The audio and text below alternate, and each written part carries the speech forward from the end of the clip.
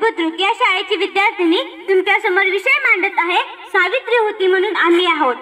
जी माणसं इतिहास घडवतात ती इतिहास कधी घडवू शकत नाही आणि जे माणसं इतिहास सुधारतात ते त्या कधी घडवू शकत नाही. हाही एक इतिहासच आहे.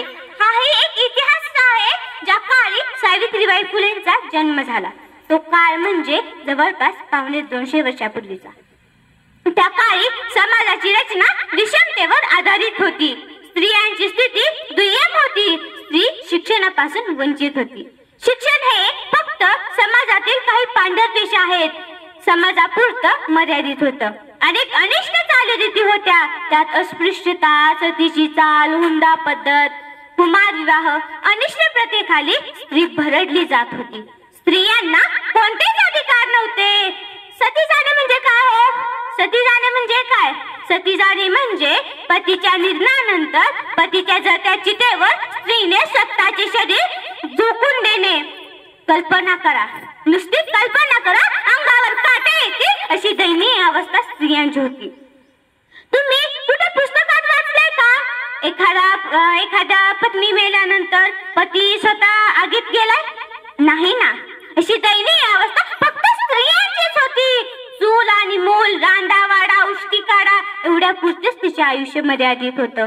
म्हणून म्हणावंसं वाटतं, स्त्री जन्मा तुझी कहाणी, हृदय अमृत नयनी पाणी. स्त्री जन्मा तुझी कहाणी, हृदय अमृत नयनी पाणी. अशी परिस्थिती पाहून हृदय हेलावून जात. पण विरोध कोणी पत्करायचा? समाजाचा रोष कोणी उडवून घ्यायचा? यांनी खरा विरोध केला तो महात्मा फुले यांनी. या परिस्थितीत एका तेजोमय ज्ञानज्योतीचा जन्म झाला. तो म्हणजे सातारा जिल्ह्यातील खंडाळा तालुक्यातील नायगाव या गावी. 1831 रोजी जानेवारी महिन्यातील 3 तारखेला या शुभ मुहूर्तावर 19व्या शतकात स्त्रियांच्या सामाजिक शैक्षणिक विकासासाठी तिचा जन्म झाला. तो म्हणजे खंडोजी नवसे पाटलांच्या घरी. ज्या काळी स्त्री घराबाहेर पडली म्हणजे शाप समजला जायचा त्या काळी महात्मा फुले यांनी स्त्री शिक्षणाचा बिडा उचलला आणि सावित्रीबाई फुलेंनी त्यांना सावलीप्रमाणे साथ दिली. अनेक शिव्या, दगड, धोंडे, शेण मारा सोसला तरीही माघार घेतली नाही. कारण त्यांना माहित होतं की पुस्तकानं मस्तक सुधारतं, पुस्तकानं मस्तक सुधारतं आणि हे मस्तक सुधारलेलं असतं ते कोणासमोर नतमस्तक होत नसतं. म्हणून पुस्तकं वाचायचं असतं. जी स्वप्न झोपेत पडतात ती स्वप्न नसतात. जी स्वप्न झोपेत पडतात ते स्वप्न नसतात. कधी स्वप्न तर ती असतात जी तुम्हाला झोपू देत नसतात.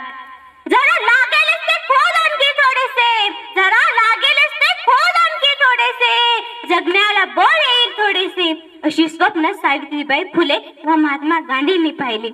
सावित्री होती, सावित्री होती म्हणून ती होती, सावित्री होती म्हणून ती होती, ती होती म्हणून आज मी आहे. या क्रांती ज्योतींना मी प्रणाम करून जाता जाता फक्त एवढेच बोलते, शिक्षणाच्या स्वर्गाचे जिने उघडले दार, शिक्षणाच्या स्वर्गाचे जिने उघडले दार, तीच सावित्री आज जगाची शिल्लेदार, तीच सावित्री आज जगाची शिल्लेदार.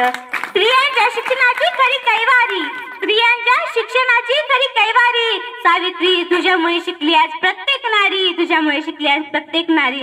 एवढं बोलून मी माझी भाषण संपवते. जय हिंद.